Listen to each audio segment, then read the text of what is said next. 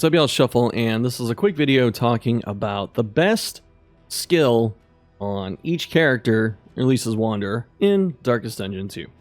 I had a community post recently, about a month ago, trying to figure out what people thought, and after reading that, thank you for everyone that responded after reading that, and my own internal dialogue, thinking, rationale, whatever, and then talking to my very awesome Discord, this is kind of where I ended up. Not even kind of. This is where I ended up. So, talking about the best skill for Wanderers on each character.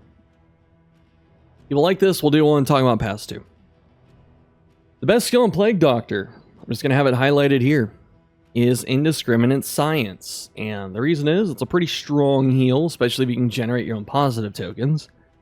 But, when it's mastered, it removes negative tokens. This includes stun, because it's blue, and it heals a decent amount. Not even the heal that's really the important thing. It's just being able to get rid of negatives and get a benefit from it is fantastic. You know, it's just a really good move. And it has a cooldown set of a use limit, which is also good. Grave Robber. Rep RT, admittedly, this is one that Wagner, I think, had to talk me into because I wasn't quite sure. Because originally I was going to say darts, but actually I do agree with Rep RT now. Just doesn't really matter the path. It always has like some kind of good usable thing. But then also it's dodge tanking that you can use from anywhere. And she's fast enough to hit it before most enemies go. That's really good.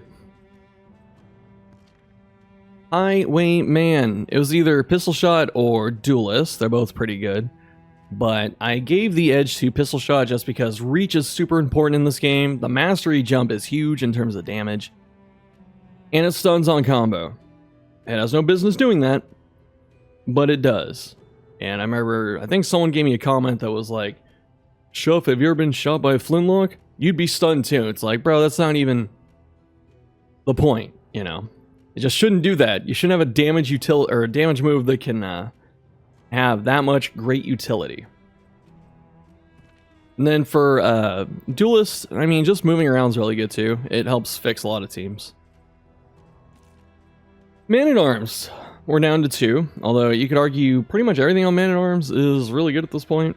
Especially on Wanderer, like Command's probably the worst. Like, quotations, worst. Right, it's not even that bad of a move. This guy's just loaded. I like Defender a lot, so I'm highlighting it here. Especially the upgraded version. Guard's just super good in general. But I'm going to give it to Bolster. It's strange too, because Unmastered Bolster isn't that good. So maybe it is Defender. Because Bolster without Mastery is mediocre. Bolster with Mastery is super good. Defender's always good. Maybe it's Defender. Or Hellion, Adrenaline Rush. I don't know if they're ever going to change this, but right now, she has it so it's healing. When it says gain on attack, it's healing per target hit. So you can get one of those combat items that it's 4 people, and she can heal 4 times. So she can heal up 80% of her life with a combat item. And that's kind of nuts. I assume that'll get taken out eventually, but even then, it's still a really good move, and upgraded, it can clear every damage over time, which is extremely helpful. The runner-up was Iron Swan, just because good reach, good damage. It only hits one thing, but I mean, rank 4 is very important. Jester. Encore. The reason I always pick Encore, I say it's the best move in the game. The entire game is the best move, and that's because it can become any other move in the game. When you use Encore, and someone gets an extra action, it doesn't trigger like damage over time. You can use it to trigger their stun, right? So get them out of stun or daze earlier. And just really helpful, and extra turns make some crazy things happen. Go figure, turn-based game, when you can cheat turns, it's in your favor. Leper. Yeah, I mean, he's had a couple okay skills, but I think it comes down to Bash for me. Bash is just really good. The damage is okay, you don't blind yourself, you immobilize you and the target, which can be helpful. You can get a daze, where that's also helpful, you know. If you get lucky, you have like a daze trinket, you can get a double daze into a stun, which is still a meme, but still fun. Upgraded, you get combo and a little bit of damage too. So overall, just a very solid move, and being able to just set combo for other people every single turn and keep himself where he's at is surprisingly helpful. Occultist. I thought I was going to switch this one. It's a tough one because Vulnhex is insane. Just overall insane in terms of damage and stuff like that. But I'm actually going to move it over to Demon's Pull. Demon's Pull does okay damage. It combos the target and it gets rid of corpses. So even if they resist the pull, if there's a corpse, it gets rid of it. And you still pull them anyway, technically.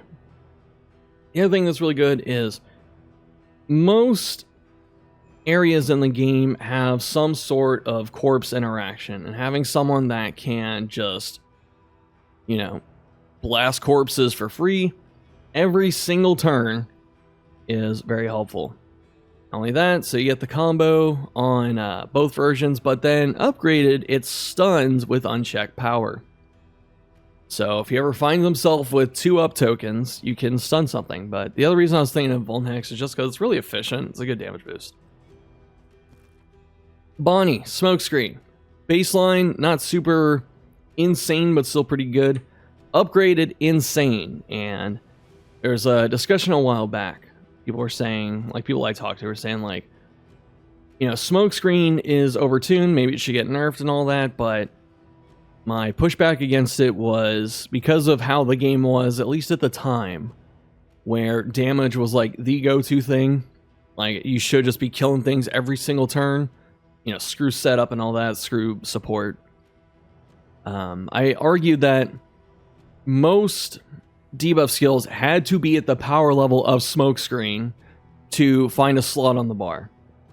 Not as much the case these days, but that is the food for thought. It's super duper, super good. Double blind combo and Vuln. On a 1 cooldown that can hit a lot of targets. You know, people like Leper enjoy this. So you set the combo and the Vuln. They hit through blind and, you know, big damage. Hopefully, you don't roll 9 like your minimum. But yeah, really good. Vestal. I picked Consecration of Light mostly because, you know, at worst, it's 3 strength tokens for 1 button press, which is pretty good. You know, it's actually pretty good on your damage dealers. Even the people that hit for like 3 damage, you know, bump someone that's like 4 or 5, and that's still nice to have. When it's mastered, it's a 25% chance of a crit token. That makes a lot of characters that historically have lower crit rates become insane.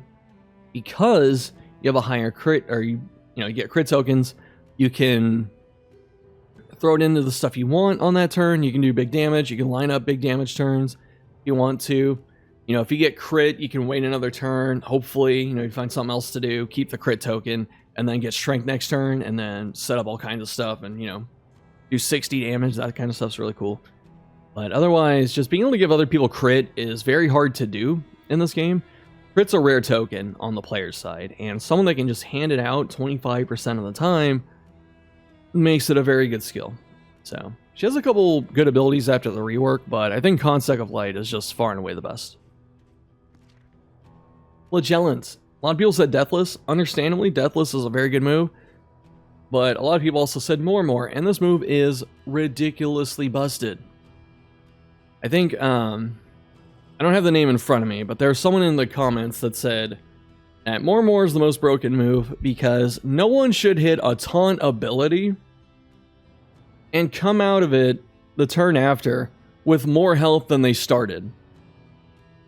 Pretty much sums it up, right? Taunt's already a very brain dead mechanic. I don't mind that for, you know, new players. It's okay, right? Just you play your first.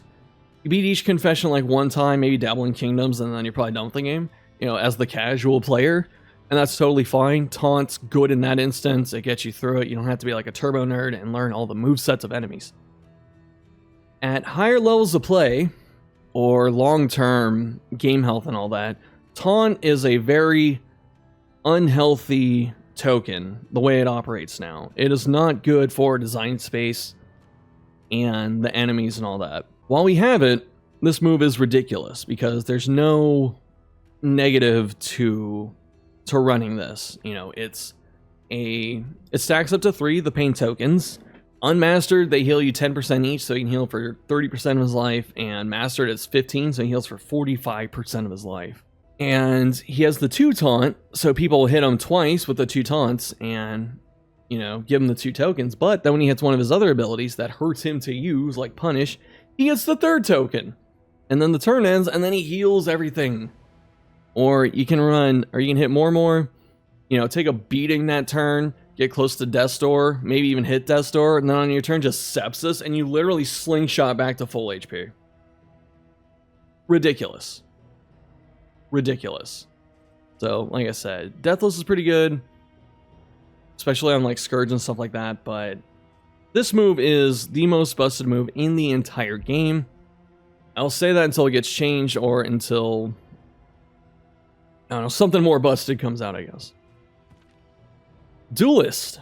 So meditation is the go-to because being able to get into a stance very quickly on your first turn, or you happen to be an aggressive, you can flip it. You know, if you use Touche or even Flesh, but you know, Flesh Mastered or whatever, so you don't lose your dodge stacks. And overall, that's pretty good because dodge tanking and riposte if you're an aggressive, just really, really strong combo. But screw that. I'm going to say Flesh because it has the best animation in the game, right? We all like to press Flesh for 2 reasons. I'll let you decipher what those 2 reasons are. Crusader has a couple good moves, but it's obviously bulwark to me. Same reason as More, it's, you know, broken taunt ability. It heals them for a ton of HP and gives them blocks, so it's a lot of mitigation. And being able to regenerate some of that damage anyway is nice, and he can heal himself anyway. Bulwark is so good, I would argue, that the one flaw of Banneret, because this is a backline, technically, path, because they want you to run Zealous on the backline. They give you a heal that you can use from anywhere. Bulwark is the reason that Banneret is actually a better frontline path than a backline, because if you run Banneret in the front, you get a heal that's arguably better than the Wanderer heal, in many cases, and you still get this stupid-ass move. But you don't get to use Zealous, and that doesn't matter at all. As for the other skills, you can use Rallying Cry up front, you can use Tenacity up front, and you can still use Bulwark with this. And I think a very subtle nerf that would probably fix this issue is to make it so Banneret can't heal in the front. It's going to be frustrating, especially because, you know, if you deal with the other healers, they have to be in the back or like rank specific to heal. But if we don't want Banneret to be Wanderer Plus, because it has everything else the Wanderer has. It's still got the smite bonus damage, it still has like Stunning Blow and all that. It just changes a couple of moves that aren't frequently used anyway. And you just get a better heal. So if we're going to do that, if we're going to have something like this in the game, we should make it so the heal is more limited. That way, it's just not Wanderer Plus. You know, you need a reason to take Wanderer, but we don't have that yet right now. Finally, Big B. Might be a little bit of a cop-out to use a heal as his best move, but this is a strong AF heal. You can use him from 50, like compare this to Solemnity with Leper, right? Use Solemn at under a third life, heals 33, 2 stress, rank limited. And then you have this, not rank limited, does have a cooldown with same use limit. You can use it at a higher threshold, and it's just Solemnity, but better because it's more applicable, you know? And the upgrade just blows it away, obviously. Kind of unfair to pick on Leper there, because I'm 99% sure I don't have any inside knowledge or anything like that, but I would, if I had to guess, I would say Solemnity gets a big change to be closer to this if Leper ever gets a rework. If I didn't have to pick Absolution, Probably pick Manacles of all things, just because getting rid of Strength and Crit is pretty helpful. Crit's a very sticky token on enemies, and it's very annoying to deal with. And the damage is respectable. It's a pull 2, which is pretty solid. And you combo the targets, so anything that, you know, sets up other people with combo and stuff can be very helpful. But Abomination has a lot of just solid moves overall. It's really tough. I had the most trouble picking something for this character just because everything's, in general, pretty solid. That's going to wrap it up, though. Quick video, hopefully, right? I see, like, 15 minutes recorded. Hopefully it's a little bit shorter, but yeah. Let me know what you think. You know, what you think is the best move, the worst move. And if you want to see this, and I'll talk about paths, I won't pick, like, the first path on everyone. I'll just pick a path and the best move. You know, for instance, what's a good one? Okay, so we look at Bannerite, as I was saying. Still Bulwark. But there are a couple of really good ones out there, like Fiend and Rage is kind of crazy. Execute 2, huge damage, stress heal, right? So there's a lot of interesting and powerful moves out there if we look for them. Thanks for watching. Hope you enjoyed it, and I'll see you next time.